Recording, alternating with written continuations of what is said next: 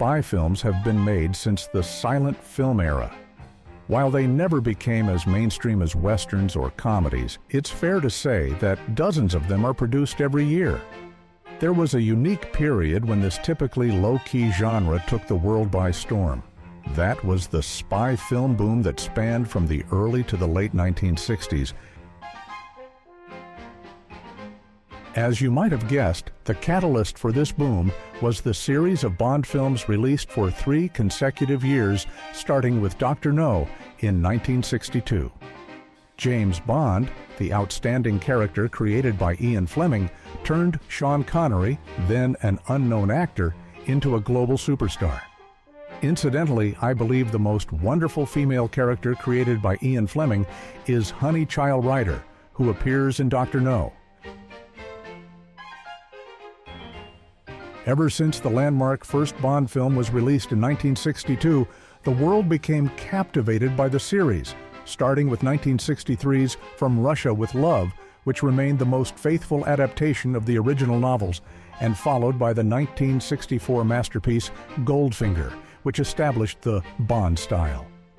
That same year, European-funded imitations of Bond films, so-called Eurospy films, began to hit the screens. The Eurospy film craze began in 1964 and came to an end in 1968. In other words, it lasted just 4 years out of the more than 120-year history of cinema. According to Wikipedia, over 50 Eurospy films were released during this period. I think the reason for this rapid decline is simple. Too many films in a very narrow format were produced in a short period of time, and, to be honest, they weren't exactly high-quality films. It seems it's my turn now. A moment ago, Bill mentioned a very narrow format, but I'd like to use AI to explain just how narrow it is in a way that's easy for everyone to understand.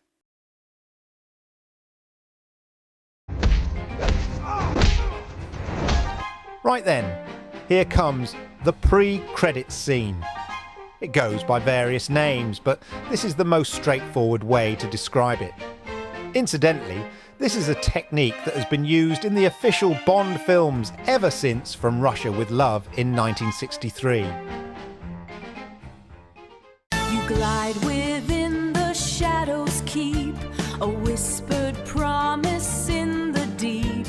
But my embrace is closing now. I seal our fate, I make my vow. With 8 arms I will hold you tight. Escape my grasp in endless night.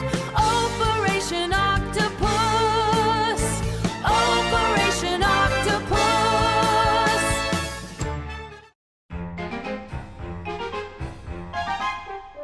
Something happens somewhere in the world, and British intelligence agent 088, played by Kent Clark, is summoned by his superior, Z. He will be posted to one of these 3 cities: Cairo, the heart of the Arab world; Istanbul, the crossroads of 2 worlds; or Beirut, the Paris of the Middle East. For some reason, he will not be going to Rome.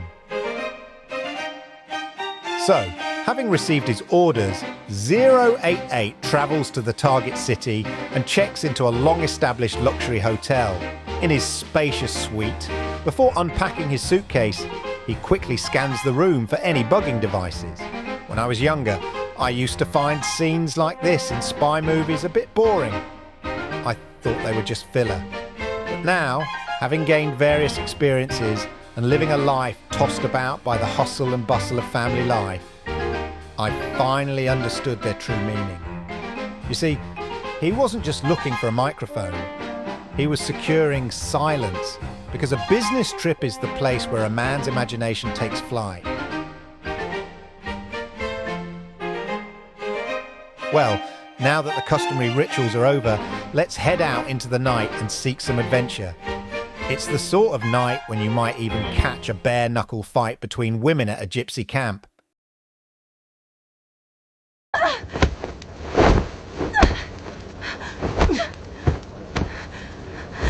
This really isn't on, so let's move somewhere else. How about a secret nightclub?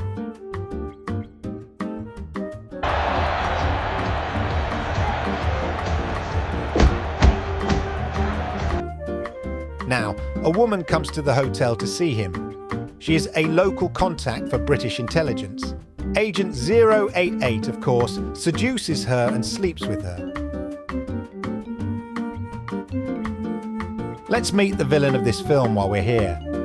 A man who looks every bit the villain, along with his secretary and mistress, politely introduce themselves.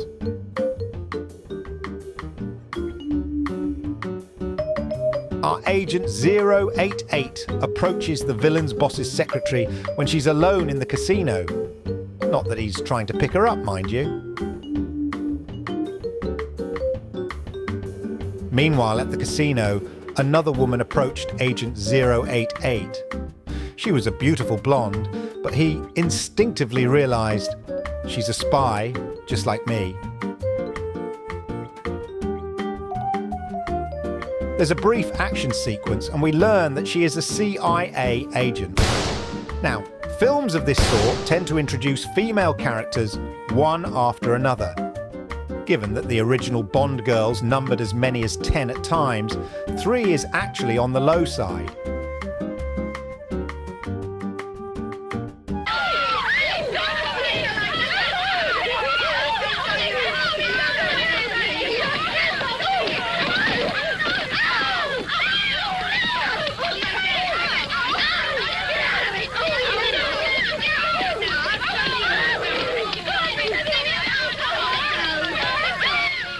Since there is only one heroine for the hero to kiss in the final scene, it is necessary to weed out many of the female characters. However, settling the matter with a battle royal, as in this comedy-style Eurospy film, is arguably an exceptional approach.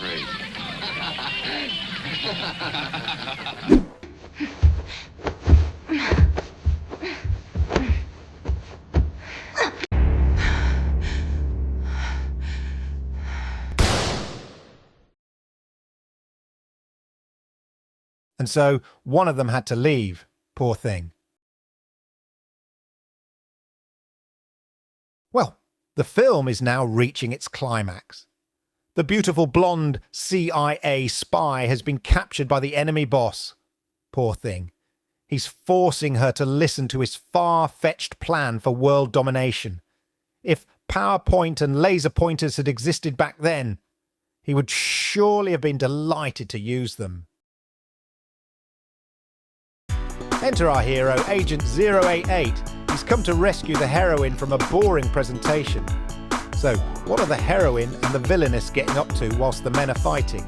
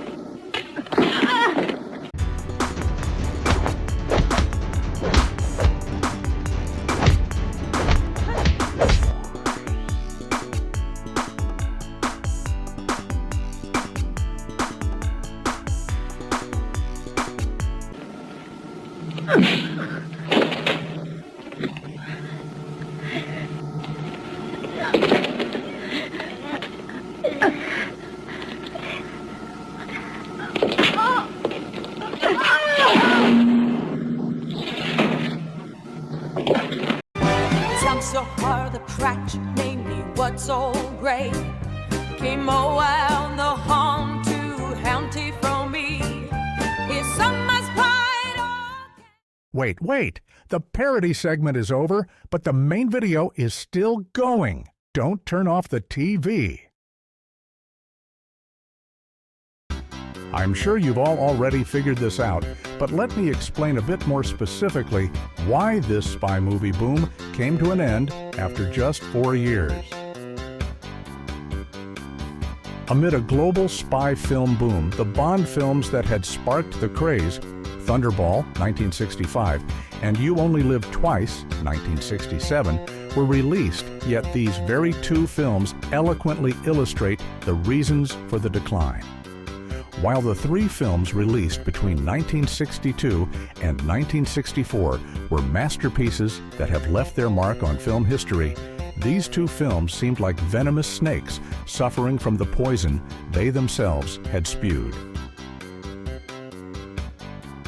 If even the original Bond films were in such a state, I don't think there are many Eurospy films, which are merely inferior copies of those, worth mentioning. I haven't seen all 50 or so films, but this is my impression based on having watched about 20 of them. There were American-funded series like Flint and Matt Helm, but they were nothing more than slightly better-funded versions of Eurospy films. In short, the reason the boom ended after just 4 years was simply mass-produced trash. It's not good to rank genres, but I think the films known as spaghetti westerns offered more worthwhile viewing and produced some truly great masterpieces.